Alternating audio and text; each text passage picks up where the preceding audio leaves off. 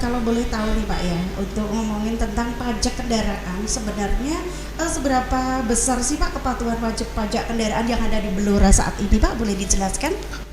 Ya, Blora ini mungkin kemarin dari hasil rapat kami itu memang piutang atau tunggakannya cukup lumayan besar, Oh gitu. Mbak Lilis ya. Jadi Iya. tahun berjalan saja itu sekarang mulai Januari sampai dengan Agustus kemarin ya, akhir bulan sampai dengan tanggal katakanlah 16 September ini di angka 7 miliar lebih Mbak. Ya. Dan itu akan apa ya istilahnya bergulir terus ya tunggaan itu. Jadi seberapa besar kepatuhan kalau yang sekarang ini yang kita sudah peroleh yang pajak-pajak untuk reguler itu masih di angka 60% Mbak, 62%. Berarti untuk angka segitu besarnya itu di kota Blora saja Pak? Ya di seluruh kabupaten seluruh Blora kabupaten. ya. Jadi yang memang terbesar tunggakannya 1,7 itu adalah di Kecamatan Blora. Oh, di kecamatan. Iya, terus urutan keduanya di Kecamatan Cepu itu 1,1.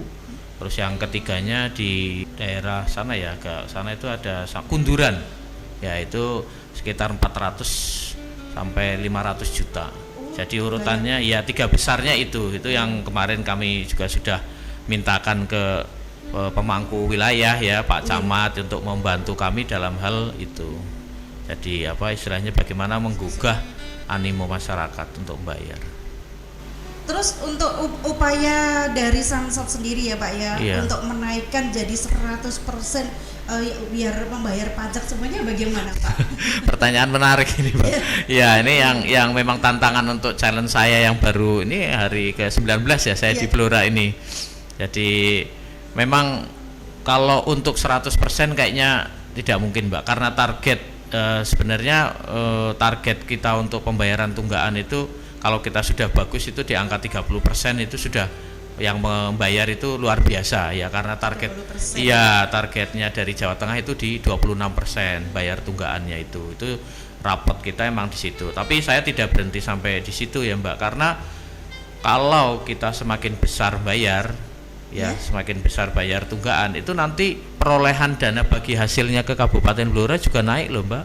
Oh gitu. Iya, karena sekarang Blora itu per 3 bulan dapat 7,2 miliar loh Mbak. 7,2 2 miliar per itu 3 bulan. per 3 bulan. Iya, ya? per 3 Besar bulan. sekali. Iya, dana bagi hasil dari 30% total pendapatan yang ada. Jadi apa istilahnya itu terkait pembagian hasilnya masih seperti itu karena undang-undangnya memang masih 30-70. Nanti ke depannya Mbak ini karena sudah ada undang-undang pendapatan pajak daerah dan retribusi daerah PDRD yang baru yang dimana nanti bagi hasilnya 66% ke kabupaten kota, 34% ke provinsi, ini akan tambah lagi.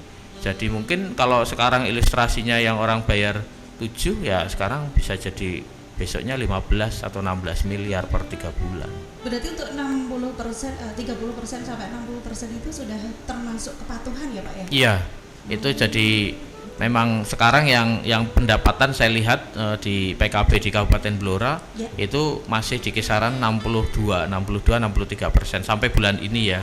Jadi kepatuhannya yang bayar ya segitu itu masih itu loh. Tapi memang itu terkait juga dengan target ya, target pendapatan. Jadi memang sekarang itu di seluruh Jawa Tengah Mbak Lis ya. Jadi memang menurun ini.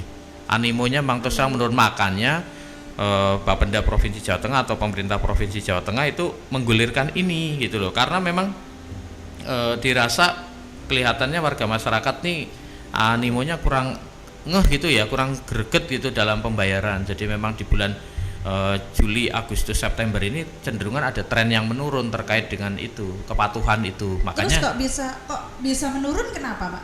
Boleh dijelaskan juga? Iya, karena hampir seluruhnya gini Pak, ini kan karena terkait kemarin mungkin recovery ekonomi Indonesia juga terkait pandemi itu kan masih belum sepenuhnya pulih ya.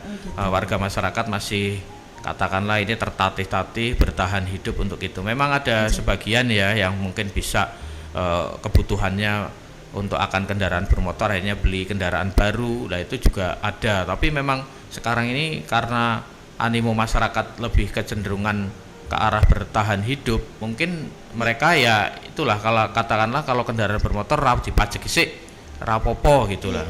Nah itu makanya yang kita gugah seperti itu gitu loh. Kadang juga motornya mungkin hanya dipakai di, kalau Blora ya lihatnya di pedesaan, tidak ke luar Apakah kota. mungkin dengan jangkauan Samsat yang jauh apa gimana gitu Pak? Iya, Kendalanya seperti itu. iya itu salah satu yang sedang kami pelajari seperti itu. Bagaimana kondisi geografis, demografis, kultur, sosial, budaya ini yang sedang memang kita gali. Seperti apa ya formula yang pas itu biar masyarakat Blora ini kepatuhannya meningkat. Itu kemarin juga beberapa hari ini kan ada operasi ya Mbak ya. Iya. Operasi Zebra ya, itu juga dalam rangka sebenarnya kami sinergi antara UPPD dan kepolisian, Samsat dan kepolisian, Lantas itu juga Jasara Harja itu bagaimana menumbuhkan ya sebenarnya itu kita memberikan edukasi ke masyarakat. Nanti kalau yang ada terlambat pembayaran kita fasilitasi, bayar di tempat di situ jadi lebih mudah, itu lebih cepat itu. Tapi itu sebenarnya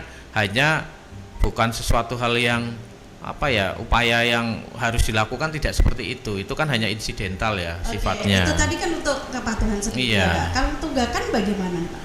Tunggakan memang kalau yang kena razia ya Mbak ya, bahasanya dalam tanda kutip ini perlu diluruskan, mungkin bukan razia tapi sosialisasi kepatuhan ya, dan akan berlalu lintas. Kemarin bahasanya mungkin seperti itu. Kalau razia kesannya kan kayak ya apa ya, kurang di apa ya, didengar di iya masyarakat nih kok rahasia gitu. Itu enggak itu. Jadi itu sebenarnya lebih ke arah situ. Tapi kalau untuk tunggaan itu otomatis sebenarnya kalau yang ada di sosialisasi kepatuhan itu dia tidak bayar ya otomatis di situ kan untuk membayar tunggaannya. Tapi kan dia tidak kena dendanya. Untuk maksimal besarannya tunggakan seperti apa?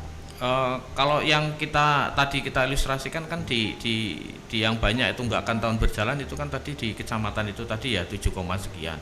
Tapi kalau untuk cara-caranya, kiat-kiatnya agar nanti tunggaan itu bisa terbayar, saya terus terang saja ini masih meminta bantuan dari para camat itu untuk ya bagaimana menyadarkan masyarakatnya.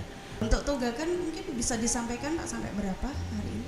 Tunggakannya ya, tunggakannya yang kita lihat ini kalau kita lihat data ya Mbak untuk Kabupaten Blora itu ini di 13.000 objek ya, ada 5,6 miliar ini yang sudah ya, terus yang kita itu sudah bayar di 538 juta 160.000. Jadi dari tunggakan kita yang sebesar 5,6 miliar ini baru dibayarkan 538. Jadi baru kecil Mbak. Belum ada separuh, seperempatnya belum ya Pak ya? Belum ada, baru 10%-an ini ya, yang tahun berjalan ini.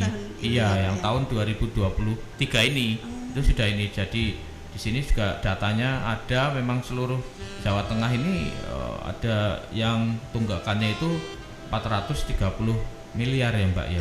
Iya, ini baru dibayarkan total Jawa Tengah itu 28 miliar. Yang khusus untuk yang Blora ini memang kok bisa seperti itu Pak ya? Kok bisa tinggi sekali untuk tunggakan di Blora?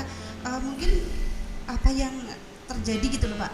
Ada di kalau saya lihat seperti ini Mbak, orang kecenderungan kalau orang cenderungan sudah beli kendaraan motor itu pertama kali kan pasti mereka sudah dapat platnya ya. Setelah itu mereka kecenderungan diblongke, males. Jadi apalagi mungkin tidak ada hanya dipakai aja lah setiap hari kayak gitu-gitu.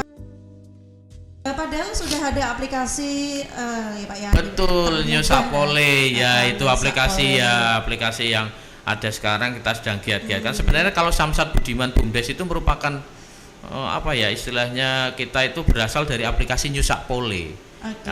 Nyusapole kita upgrade terus kita jadikan itu sebagai Samsat Budiman. Kalau warga masyarakat Blora ini taat kayak gitu tuh tidak ada alasan lagi untuk katakanlah sulit lah membayar, itu enggak ada itu.